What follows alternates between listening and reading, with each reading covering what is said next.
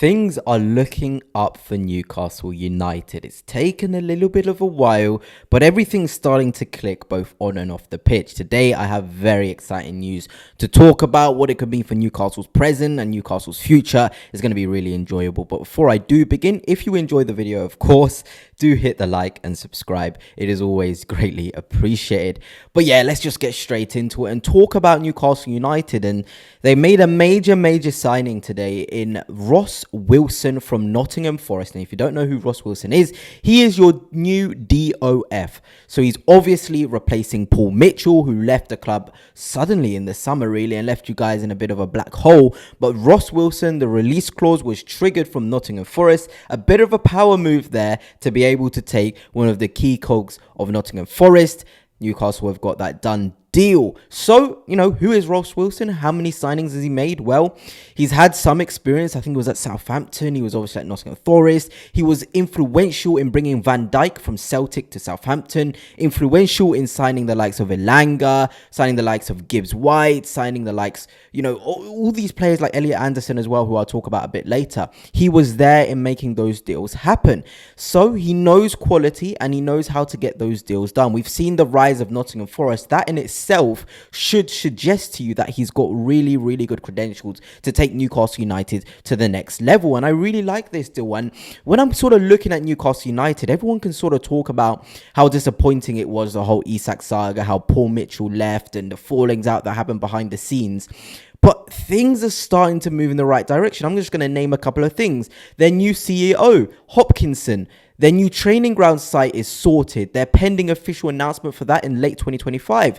New stadium announcement potentially in early 2026. And of course, Wilson coming in as the sporting director. So all of these things are hitting motion towards the end of 2025. And that's where you can say football can change, because not just off the pitch, but on the pitch as well. We're seeing Newcastle United start to pick up results, start to pick up momentum. The new signings really hitting the ground running as well. Your likes of Voltemada is doing really well. Malik Thiaw, you're looking at as well at the back there that they've got Botman fit and firing. These things are so key for Newcastle United. It has the fans behind the team. I think everybody, even I sense it in the comment section, the lovely comments you guys do give on these videos. You guys feel happy, you feel excited to watch your team again. And I feel like that's so important. Not just winning games, but that feel-good factor, just knowing your team is getting these things sorted. Now you've got a bit of continuity, a bit of sort of stability happening behind the scenes and on the pitch. It's always key, because we know how good Newcastle United is as a club, as a brand, as a manager, as a team. You guys are exciting. So to be able to see things back in motion after quite a difficult summer, both on and off the pitch, is very good. And when we talk about Wilson, because that's the main topic of this video, I have got a bit of news here in terms of what his first call to actions are going to be. And Sven Botman, Tino Livramento and Sandro Tonali are all expected to be offered new and improved contract terms now that Ross Wilson has been installed as sporting director. And that's absolutely massive, because I don't know about you, but I read an interview from Sandro Tonali not too long ago, and it was talking about returning to Italy. And I know these things can happen. These journalists, they love to pressure the players into answering questions. He's on international duty with Italy, so it's not really a surprise. But you almost want those sort of questions not to happen, because if he puts pen to paper, they can't ask those questions. Obviously, he would probably want to preferably retire in Italy, in his home country. Even at Arsenal, I'm looking at the players we've signed. The likes of Gabriel Magalhaes, he wants to go back to Brazil at some point to end his career. Those things are natural. You've got to look ahead into the future. What do you want to see yourself as a player? But what you want to see is these players at their peak, at their absolute best, wanting to stay at Newcastle United and wanting to be a part of this new generation and this new winning generation that Eddie Howe is trying to create. And by giving Sandro Tonali a new contract, who's probably been one of the best players this season, is a message not only to other players in the future that they want to sign, but current players as well, that look, we're able to keep quality. I know Isak was a bit of an anomaly, but we're able to keep these really good players. These players, they want to stay with us, they want to stay in the project.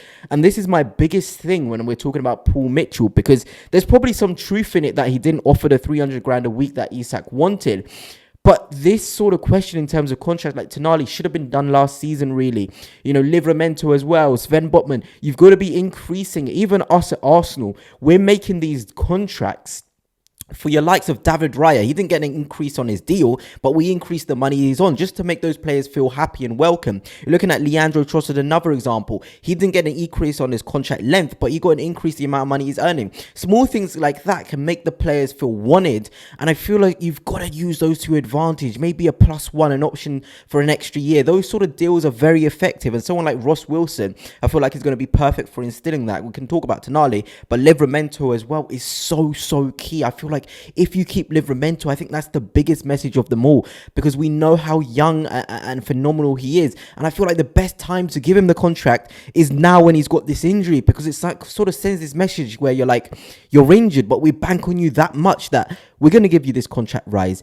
Look, you never know with football. I know it's a small injury, but small injuries can curtail a player. So by giving that sort of trust in a new deal, you're almost saying to Livramento, we trust, we believe, we want you. And that is very key. And that's why we see these days managers being given new contracts even when they're not going through a good run. Not too long ago, Vitor Pereira got given a new contract. I don't want a game this season so far. So those small things can make a player want to stay. Even Sven Botman, there's been talk about him being wanted abroad, Italy and Spain and all of these clubs. By giving these guys contracts, Ross Wilson is going to put himself in a phenomenal position and send a big message to the other clubs, to the players, but to the fans, that this is Newcastle United and we want to be able to get these big contracts on our best players done. And that is absolutely crucial.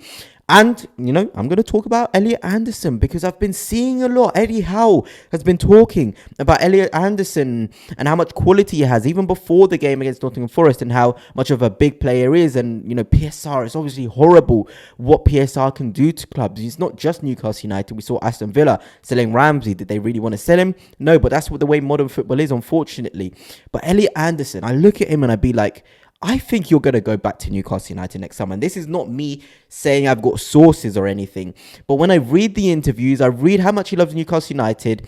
He even gave you guys a penalty on the weekend against, last weekend, whenever you see this video, against Nottingham Forest. He gave you guys a penalty. So the love for Newcastle United is obviously there within him. But it just feels like a match made in heaven, where he does his thing at Nottingham Forest for 2 seasons. I think this is now his 2nd season, I think, at the club. Then he comes back. And I feel like there's a role for him in there. Can you imagine? You know, it feels so mean, but Joelinton's phenomenal. But who do you drop? You can't drop Bruno Guimaraes. He's phenomenal. Tonali, you can't drop him. So it's going to have to be a shootout between Anderson and Joelinton. But imagine having that quality. And we look at Anderson. How much would you as Newcastle United fans be willing to pay for him? I think 50, 60, 70 even is enough sort of money where I'd be like, yes, get him in. I wouldn't even be scared to spend that money. He's an England international. He's probably the guy that's going to be starting. If we're going off of current form and how he's impacting games right now, he deserves a starting position as a 6, as an 8. He's able to do it all. That's absolutely crucial. But, you know, let me know, Newcastle United fans, things are looking up on the contract front. New director, new CEO, potentially new stadium in 2026, training ground set to be announced, later on in 2025. Everything is looking good, even on the pitch. The performances, the new signings. I'm happy for you guys.